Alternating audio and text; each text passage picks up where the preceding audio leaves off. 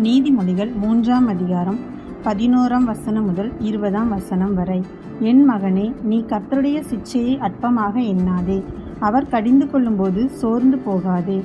தகப்பன் தான் நேசிக்கிற புத்திரனை சித்திக்கிறது போல கர்த்தரும் எவனிடத்தில் அன்பு கூறுகிறாரோ அவனை சிட்சிக்கிறார். ஞானத்தை கண்டடைகிற மனுஷனும் புத்தியை சம்பாதிக்கிற மனுஷனும் பாக்கியவான்கள். அதன் வர்த்தகம் வெள்ளி வர்த்தகத்திலும் அதன் ஆதாயம் பசும் பொன்னிலும் உத்தமமானது.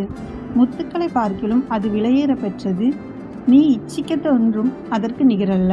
அதன் வலது கையில் தீர்க்காயுசும் அதன் இடது கையில் செல்வமும் கனமும் இருக்கிறது. அதன் வழிகள் இனிதான வழிகள், அதன் பாதைகள் எல்லாம் சமாதானம். அது தன்னை அடைந்தவர்களுக்கு ஜீவ விருட்சம். அதை பற்றுக்கொள்கிற எவனும் பாக்கியவான். கர்த்தர் ஞானத்தினாலே பூமியை அஸ்திபாரப்படுத்தி புத்தியினாலே வானங்களை ஸ்தாபித்தார்.